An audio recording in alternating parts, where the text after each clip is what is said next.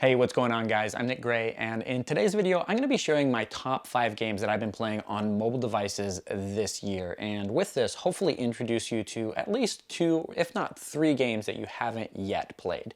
So without further ado, let's jump in and get right to it. The first game on my list is Call of Duty Mobile. Those who have watched my smartphone reviews probably already know that Call of Duty Mobile is my go-to game to test out new smartphones, especially when it comes to great gaming devices as well. Not only are the graphics superb for a mobile game, but it offers an incredible gaming experience for those who love first-person shooters. Now, I get it. There are a lot of people who would rather play Fortnite or even PUBG Mobile, but I simply prefer what Call of Duty Mobile has to offer. If you're installing this game for the very first time, just be ready to wait quite a bit before you actually are up and running, since the install here is massive, both on Android and iOS. If you have limited storage on your device, you may need to clear up some extra free space before you hit that install button. The initial tutorial of the game is great as well and does a really good job of getting you familiar with the controls, weapons, and other gear, and the game is also very careful of matching players up against similarly ranked opponents, since new players will get absolutely slaughtered if they're matched up against players who play this game hours on end. There's really no storyline to play through, but they do offer a little bit of narrative every time that they launch a new season that lasts for about a month or so. But it also gives you new gear options that you can earn as you play the game, or you can drop real cash on it if you want to purchase them as well. You get the traditional multiplayer matches with Call of Duty Mobile, which last about 5 minutes or until the specific objective is completed. But my personal favorite is Battle Royale, which drops you and your team off onto a much larger map and allows you to battle things out with about a dozen other teams as the map continually shrink. I have to say, it is extremely exciting. It's by far the game I've been playing the most over the past year, since you can play from anywhere from 5 minutes all the way up to hours on end if you really want to get lost in it. Next up is Mobile Premier League. If you're into casual gaming and you think that you're great at skill-based games, Mobile Premier League, or also known as MPL, is an app that you should definitely check out, especially if you want to put your money where your mouth is. MPL is available on Android and iOS, and you can download it directly to your device by going to mpl.us and get it installed on your smartphone or even your tablet. Once installed, MPL offers up more than a dozen different skill-based games with head-to-head matchups and also tournament play as well. You can play all of the games for free, but there are also cash prizes if you want to put your own money on the line. But if you don't want to do that, there are referral bonuses for when your friends sign up as well. One thing to keep in mind though is that you must be 18 years old or older to play MPL, since there is a real cash winning element to this game, so just keep that in mind. With so many game options, MPL really has something for everyone.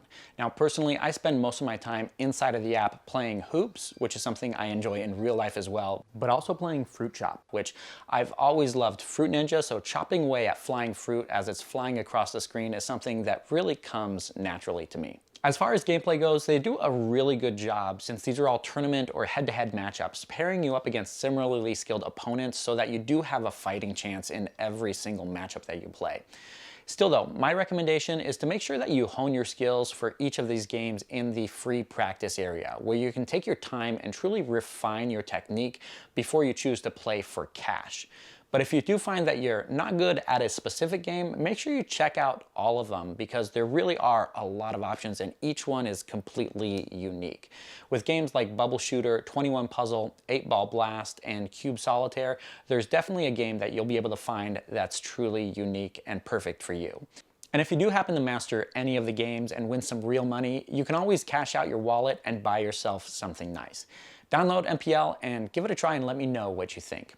While I typically stay clear of repetitive games like Farmville that keep you in the game hours on end and keep you coming back day after day just to grow your farm, build your city, build your business, I've been playing Cats and Soup quite a bit more than I should lately. I originally sent it over to my daughter since I knew that they would find the cute little kittens absolutely adorable, but honestly, I was hooked after playing this game for just a few minutes. The premise of the game is pretty simple. Manage your cats as they make soup and upgrade the different soup stations along the way to collect more cats, of course, so that you can add additional recipes to the mix and earn more cash.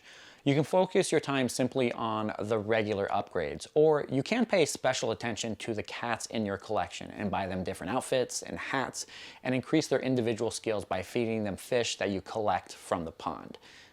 As with every other game within this category, you'll either have to take your precious time to wait around for the cash to slowly trickle in, use in-app purchases to get your upgrades faster, or watch plenty of ads to help you get ahead just a little bit quicker.